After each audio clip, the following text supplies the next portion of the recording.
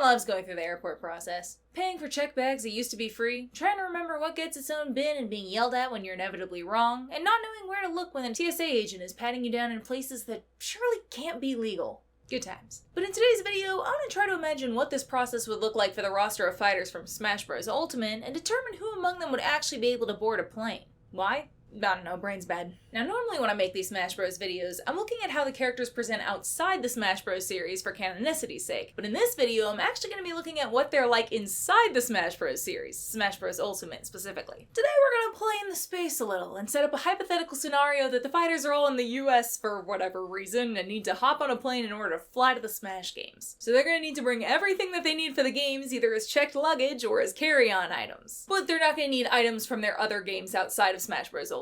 We're also going to set up the guideline that they're all flying separately, just because having them potentially go in groups or all together would completely untether us from any sense of reality. I shudder to think of that comment section. Also, in this hypothetical scenario, we're not going to worry about IDs or customs paperwork or anything like that. I'm much less concerned with the documentation side of things than I am with the security and regulation side of things. My question is, could they get past the Transportation Security Administration, and I'll throw baggage drop and the gate check in there as well, to board a plane? So let's start with Mario. Now in Smash Bros, Mario can produce a fireball from his hand without the use of a fire flower, which is not the norm. So we can consider this a magical power, if you will, and I think that for the sake of this imagination exercise, magical powers shouldn't be considered illegal. We'll say that the TSA would assume that sound-minded magic wielders wouldn't use their powers in the same way that they assume that sound-minded regular people won't just start punching people as soon as we get on a plane. Oh, and I'm not going to count the character's final Smash moves since they're able to do those via a Smash Ball that I'm assuming the venue provides. And outside that, there isn't too much of a problem, since Mario mainly uses hand-to-hand combat. He does have a cape that he can carry on, and he's got Flood, who, assuming he's emptied out, is small enough where he could likely be brought on as carry-on luggage as well. There's a chance they might want him checked instead, but either way works. Mario would have to get a pat down with the metal on his overalls, though, so it might even behoove him to go as Dr. Mario, where he also wouldn't have an issue since the only thing apart from his fisticuffs and cape that he'd need are his pills, and you're allowed to bring pills onto a plane with no apparent size limitation. Yeah, this Herculean task of clearing all the fighters' weird and at times dangerous items was graciously made a bit easier by the TSA actually having an extremely extensive and fascinatingly unpredictable list of everything you can both check and carry onto an airplane. So I laboriously combed through 50 pages of TSA guidelines of what you can and can't bring on planes, stopping only to enjoy this magic 8-ball joke they made. And I do actually want to spend a second on how weird this is. 494 items in this guide, and there's exactly one joke. And we're now part of a probably very exclusive group who have ever actually seen it. I kind of love that someone took the time to write this. It's kind of like the TSA is saying, hey guys, we can have fun too. Anyways, both Mario and Dr. Mario are clear to board. Donkey Kong is next, and it's here where we've got to address the elephant in the room. Well, not just the elephant, all animals, really. Because, well, the TSA does allow small pets on board. If you look at the individual airline policies, not only is this mainly just cats and dogs, but they require an owner to be with them. Since we've set the precedent that all the fighters have to come on their own, this means every animal on our list could not fly. Now, this might feel weird, especially for the ones that speak the King's English, but I really don't think many of them would care too much anyway. Sonic could get there faster than a plane, Bowser and Bowser Jr. have their clown cars, and I don't even think Mewtwo would even try to waste his time trying to mind bend the TSA agents. He would just be like, whatever, nerds. And as for the Star Fox crew, let's actually put a bookmark in them for now. But this also includes all the Pokemon, because while many of them are pet-sized and you can make a great case for them being able to fly in their Pokeballs, they're still lacking a necessary human owner to accompany them. In Smash Bros, the Pokemon trainer's standing in the back the whole time when Squirtle, Ivysaur, and Charizard are fighting, but the rest of the Pokemon have no such trainer, so they could be wild Pokemon for all we know. So they, like the rest of the animals, are out. Now you might think that that would mean that the Pokemon trainer is safe. Alas, they broke a different rule, being a child, which I've always said we should make illegal. But yes, the guidelines and rules for children traveling are pretty inconsistent across all airlines. In general, children over the age of 5 can travel without an adult, but kids ages 5 to 14 almost always have to use airlines' unaccompanied minor program, which requires someone over 18 to check them in and usually accompany them to the gate. There are 1 or 2 airlines that only require this up until the age of 12, but until 15 is way more common, so we're gonna go with that. Once again, the rules state that the fighters are showing up alone, and if the animals don't get a guardian, children don't either. So everyone under 15 is out, including the Pokemon trainer based on Red and Leaf who are 11, Ness and Lucas, the Ice Climbers, Young and Toon Link, Pit and Dark Pit, because Pit might be an angel who's immortal, but he's in a 13-year-old's body. And the same goes for Mega Man, who is a robot who looks like a 10 to 12-year-old boy. And then right on the cusp is the Inkling, who are said to be able to join the Turf Wars when they're 14. These squid apparently gain the ability to transform into humanoid form at the age of 14. In this bipedal form, their stubby legs move relatively slowly. So the playable ones, the ones reflected in Smash, are probably 14. But even if you give them a couple years wiggle room, they're also part animal, so double strike against them. So everyone 14 and under is not flying with us today. And I don't want you feeling too bad for them just because they're young. A lot of them would have been banned anyways. They've got bombs and snakes and blasters. These are some dangerous kids. Ayo, it's Big Frankie from Big Frankie's Playhouse Emporium, and this is Lil Lou. Lil Lou's my sister's dog, and from time to time, Big Uncle Frankie gets to babysit. And boy, do I love this pooch, so naturally I care about what she's eating, and my sister does too. That's why we give Lil Lou Sundays for dogs. This food is crafted around real nutrient-dense ingredients, and then it's gently air-dried to help preserve nutritional benefits. And for a busy business rat like me, being able to pour, scoop, and serve high-quality ingredients is super convenient. Lil Lou's especially partial to the chicken recipe, which has high-quality chicken to support energy, muscle, and overall health, chicken liver and egg for added protein, essential vitamins, and amino acids, millet and oats as digestible greens that support energy and fiber intake, pumpkin ginger and chicorroy root to support digestion and gut health, flaxseed for fiber and omega fatty acids to support overall wellness, fish oil for skin, coat, and joint support, blueberries, kale, and spinach for antioxidants and immune health, carrots, beets, and broccoli for vitamins, minerals, and digestion, dried kelp and parsley to support oral health and freshness, and is naturally preserved with vitamin E and no artificial additives. Notice how you recognized all those ingredients. That's because what you feed your pooch should be something that you recognize, trust, and feel good about. Your dog deserves a diet as fresh and nutritious as yours. Make the switch to Sundays today and get 50%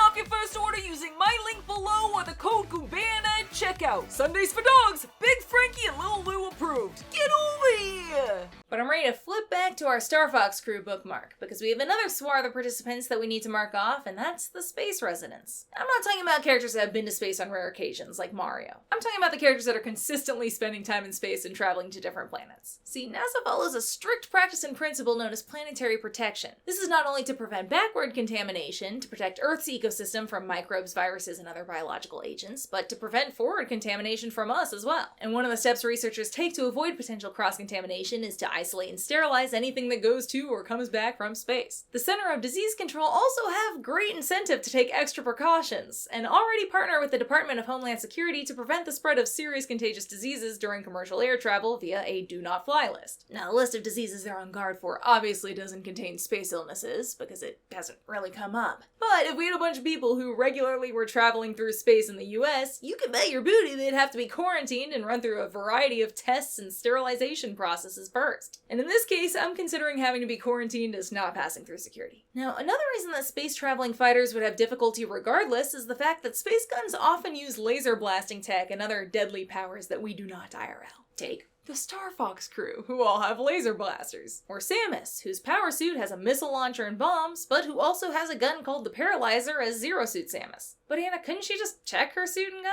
Well, no, not all weapons are created equal in the TSA's eyes. Here is a list of potential weapon-like things that can be checked, and here is a list of potential weapons and possible fuel sources that are banned no matter what. As you might be able to tell, the things that aren't allowed usually have to do with things that can either explode or catch on fire. So Samus's power suit with its missiles and bombs would go in category B, but her paralyzer wouldn't really fit under the firearm requirements of column A because there are certain precautions that have to be taken when transporting firearms. From the TSA's website, firearms must be unloaded and locked in a hard-sided container. We're gonna say that the characters are gonna know in advance what they'll need to check, so everyone who has a weapon will be properly packing it. But the unloaded is the key part. A loaded firearm is defined as having a live round of ammunition, or any component thereof, in the chamber or cylinder or in a magazine inserted in the firearm. Firearms have to be locked up and unloaded to 1. Prevent the passenger from accessing it during flight, and 2. Ensure that the weapon doesn't actually go off during transit, like if it's bumped or dropped or something. So the problem with Samus's Paralyzer, and pretty much every other space laser gun, is that they can't be unloaded. The Paralyzer has an endless number of charges, so it's good to go at all times. This is also going to be a problem for intergalactic bounty hunter Captain Falcon, who does have a laser blaster on his person, even though it's purely decorative in Smash Bros. He actually only ever uses it in the F-Zero instruction manual. But the deal is, they have to show up Smash ready, and this is part of his costume. He's gotta have it. Frequent space traveler Bayonetta also wields 2 sets of 4 guns that are not exactly laser guns like the others, but they are crafted out of demon souls by Rodin and never run out of bullets, so same problem. Guns aside though, our other space invaders include Dark Samus, who couldn't even take off her suit if she wanted to because she's fused with it, Ridley, Meta Knight, and I would say Kirby as well, though I understand that people might argue that he spends about as much time in space as Mario, but to that I say he literally flies in on a star. You know how hot those things are? You can't bring a star with you on a plane. Same thing with Rosalina and Luma. Those things clearly have the ability to explode. Also, one more thing about Kirby, just while we're here. For one of his moves, he sets his hammer on fire. Now, whether this is a product of the hammer having some flammable, combustible material in it, or whether this is Kirby's magic, I'm unsure. But so is the TSA, and Kirby doesn't speak English apart from hi, so he can't tell us. So it's 3 strikes, he's out. Then finally in the space camp there's Olimar, who also requires a spacesuit since oxygen is toxic to his species, and you cannot fly with compressed gas cylinders. Even medically necessary oxygen cylinders are not permitted in the aircraft cabin by the FAA. So for multiple reasons, all of our space ventures are out. So that's a lot of people eliminated, but will our luck turn around with Link? No, he's got a bomb. He can check his sword, bow, and arrow, and boomerang no problem, but if you'll think back to our perma-banned weapons list, no bombs allowed. In fact, let's go ahead and knock out everyone who uses bombs, missiles, or rockets. Sheik uses the move Burst Grenade, which actually means that Zelda can't fly either, because, spoilers, she's Sheik, so she needs her grenades. Kind of a fun technicality. Mr. Game & Watch is actually the second biggest rule breaker on this list in terms of sheer number of rules broken. He not only has a bomb, which gets him listed in this section, but he's got, among other things, an insecticide pump, which isn't allowed in carry-on or checkout, an old-fashioned torch, which means old-fashioned fuel, which isn't allowed, multiple fish in an open fish bowl, which live fish in water are actually allowed after TSA inspection, but pretty much every fish seller I could find talking about flying with fish instructs to make sure they're in an airtight container or double bagged. So an open fishbowl where the water could spill everywhere almost certainly wouldn't fly. And a live snapping turtle. Seeing as it's not a dog or a cat, a snapping turtle couldn't be checked or carried on. In fact, in many states it's illegal to transport a snapping turtle. But if you were to do so, you would need to ship it via a service that specializes in live animals, because they can provide things that airlines can't guarantee, like climate-controlled transport vehicles, dedicated holding areas, and trained staff. He would also need to purchase 2 tickets for his fireman friends, and that thing that they're holding, that's a life net. Life nets were actually rendered completely obsolete in the 80s, since they took 10 to 16 firefighters to man, taking away resources from fighting the fire, and they often resulted in injury and fatality, at times tearing straight through the net, and adding the risk of firefighters being injured or killed by people landing on them. These life nets could collapse in half, but they still had a 10-foot diameter, and most airlines have a maximum oversized baggage limit of 115 inches, or 9 feet 7 inches. And his baggage doesn't just exceed the size limit, it exceeds the weight limit too. Across all the airlines I looked at, the maximum weight limit for oversized baggage was 100 pounds, and Mr. Game & Watch carries a manhole cover with him. Standard manhole covers can weigh anywhere from 90 to 400 pounds. And even if we say it's made of less common composite materials which weigh less, he still also needs to bring his diving helmet, chair, hammers, frying pan, bucket, bell, giant key, and parachute. So he ain't coming. But if Mr. Game & Watch is our second biggest rule breaker, the first is Steve. Steve has explosive and flammable things like TNT, flint and steel fireworks, lava in a bucket, and magma blocks, as well as things that would exceed 100 pounds, like an iron minecart, piston on a cobblestone block, crafting table, and anvil, which blacksmithing Reddit says you can get for as low as 70 pounds, but is usually over 100 for a true blacksmithing anvil. And I'm not even concerned about his swords, axes, pickaxes, and shovels. Not only could those be checked, but I predicted the argument that he could make more when he got to his destination since he literally crafts them during battle, but clearly doesn't matter. He's not getting on the plane. Alex as well, and the zombie and Enderman for maybe more obvious reasons. Another little troublemaker, a Snake, who does have a regular handgun that can just get checked at security, but also hand grenade, C4, a missile launcher, a mortar, and a rocket launcher.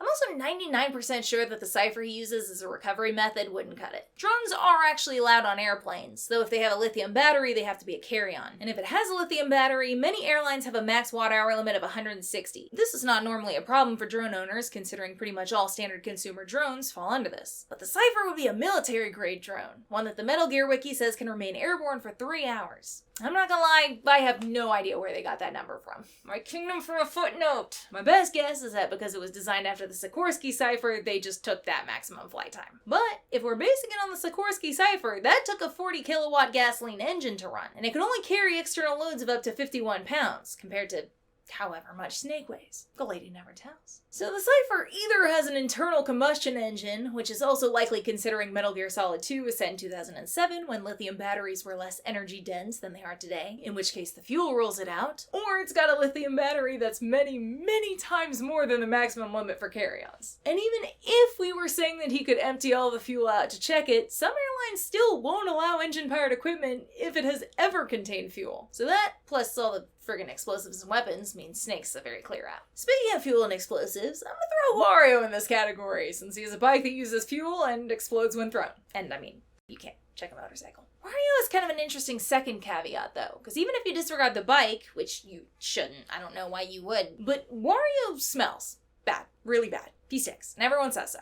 And airlines are 100% allowed to not let you on a plane or kick you off a plane if you smell wildly bad. This is because when you purchase an airline ticket, you are entering into a contract with the airline known as a contract of carriage, or a condition of carriage. All airlines have this, and most, if not all, have a clause about odor. So Wario quite possibly could have also gotten turned away at the gate for his vicious aroma. Stepping back to something cuter, but still dangerous, the Animal Crossing villager, who I assume is a full-grown adult considering they can hold down a mortgage, aren't allowed on due to their fireworks and rocket-propelled gyroid. The potted plant would also not be great. You can bring live plants on a plane, and even with the soil in most cases, but the soil needs to be contained in some way, which it is not. The turnip would be fine though, if you were wondering. You can fly with a turnip. Now, Simon and Richter are also going to fall into this category for unconventional reasons. They don't have rocket launchers or fireworks or anything, and their axes and weapons are fine to be checked, in large part because their vampire killer weapons thankfully haven't been upgraded to the flame whip. But they've landed in this spot for one reason and one reason only. They're holy water. Forget the 3.4 ounce carry-on rule. This stuff explodes, even when there are no vampires in sight. So I don't know what's in here, but it can't come on the plane. And if we're getting down to the real nitty-gritty, Richter's holy water actually has an aura effect instead of a fire effect like Simon's. But A, I don't know what an aura effect relates to in real life. I have a feeling it doesn't up your Riz, and B, I don't trust it still, and you shouldn't either. Finally, we have the Gunner Mii, and it feels weird to separate the Miis out like this since I've never had to before, but it feels apt for this situation. Now, the Mii fighters are actually more complicated than one would think since you can customize their moveset. This brings forth the question of what that implies. Does it mean the fighters have different magical skills they've learned, or is the key in the weapons? Is it like building a lightsaber at Disney where you mix and match the parts? I ask because if it's the fighter's magic being channeled through the weapons, then the weapons don't have any intrinsic danger to them. Except for the gunner, because it's still a flame or laser or missile or grenade launcher that needs ammo. There's just no getting around that. But for the sword fighter and brawler, their sword and boxing gloves having powers brings to mind that question of whether or not Kirby's hammer is combustible. There are good arguments for each side. The weapons being the ones with the power allows for any custom Mii to reasonably be able to fight. But the costume changes on the brawler especially call that into question since they don't all have gloves, so how could the gloves be supplying the power? I don't know if there's a correct answer, but I'm inclined to say that the weapons should all be treated as their standard counterparts in the real world until wielded. I don't know, you let me know what you think in the comments. But for me, I'm gonna include the Gunner Mii in the list of people who have explosive or flammable objects and weapons and mark them all as not flying, and then the brawler and sword fighter Miis we can mark as okay to fly. Okay, after going all over the map here, let's jump back up to Luigi. The only thing we have to be concerned about with Luigi is his friggin' vacuum, which is the Poltergust G00 from Luigi's Mansion 3. If I sound frustrated, it's because I spent over 2 hours trying to figure out how this was powered. The first step I took was to look at cordless vacuum backpacks, which all used lithium-ion batteries, but ones that exceeded the TSA limits for carry-ons. Then I remember that it's made by Professor E. Gadd, who, alongside technology, creates magical items as well, like the magic paintbrush in Super Mario Sunshine. So the chances of this being magically powered or powered by ghost energy shot up exponentially. But the features on the Poltergust work before you ever suck up a ghost, and there's constant language revolving around electricity used throughout the series. You watch the battery gauge, things charge, there's even a power where you suck electricity straight out of an electrical socket. But this could be special electrical ghost energy. You think I didn't think of that? I looked at blueprints, I looked at manuals, and all I've got is... He's already got goo in the vacuum which exceeds liquid and gel limits, so he's not coming on. And I promised I'd never waste time for a man again. Let's move on to Peach and Daisy, please. Who have more luck. They have all the exact same moves, so as long as they check their golf clubs and likely cast iron frying pans, they can even bring on their parasols, tennis rackets, and yes, turnips. You can bring turnips onto a plane.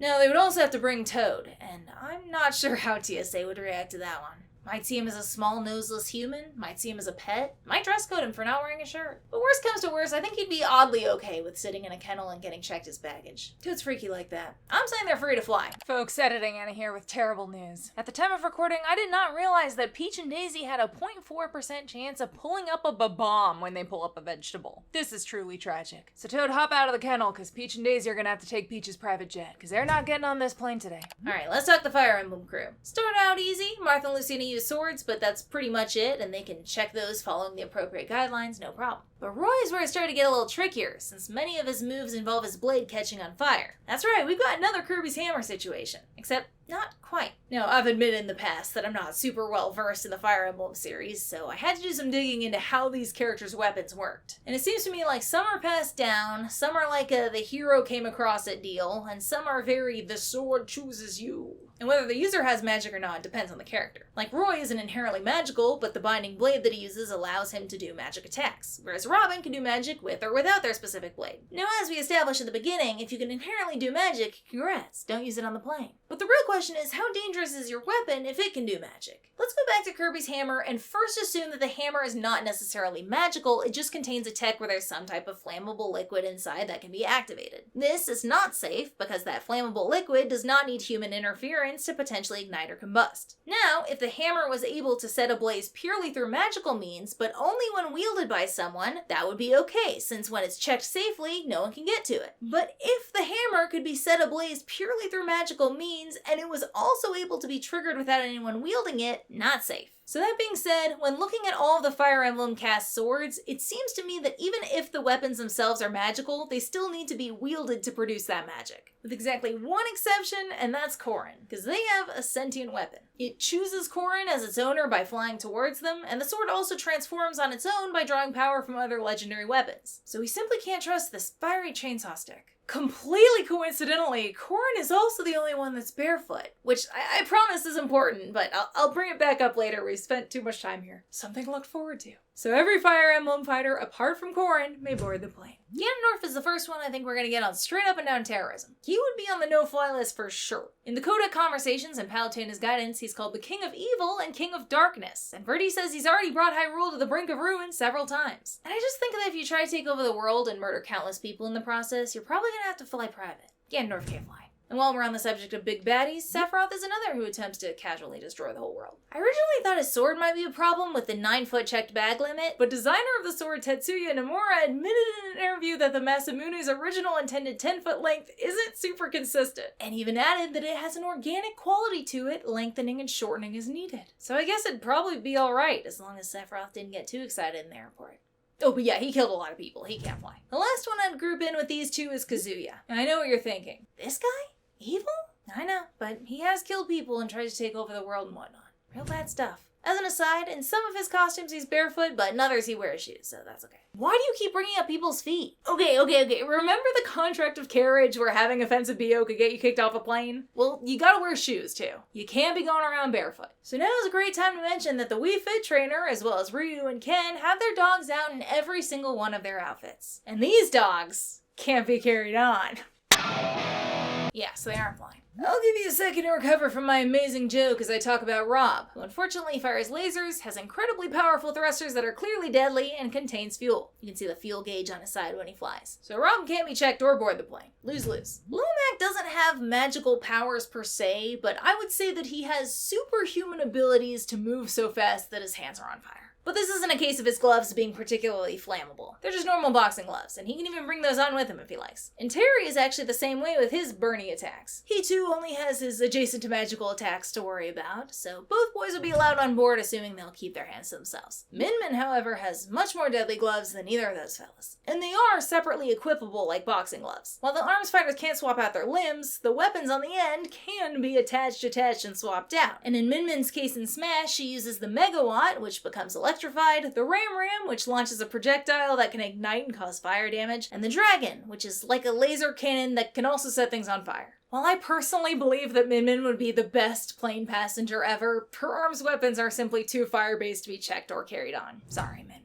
Moving along to Palutena, who's an interesting cat. My biggest thing with Palutena was her magical staff, which would obviously need to be checked. And I was back and forth on whether or not she would allow this. She is a goddess after all, and both surrendering a divine weapon and taking orders from humans are not things that goddesses typically do. And she certainly doesn't need to fly on an airplane, she's got her own wings. So I wondered if she'd just decline and leave. But the more I thought about it, Palutena has a pretty playful side to her, and she rather likes humans. I mean, it's maybe more of a bemusement, like like watching ants on an ant farm, but she certainly doesn't dislike them. So I actually think she'd kind of have fun playing along. Like, look, Pit, this is what humans do to fly. Isn't it weird? And just go along with surrendering her weapon, fully knowing that she could just summon it if there was an emergency where she had to protect everyone. But I don't even think you'd have to worry about her summoning it otherwise. I think she'd just sit there and enjoy her little roleplay session among the humans. She can come on board. Now with Pac-Man, we're getting abstract. What is Pac-Man?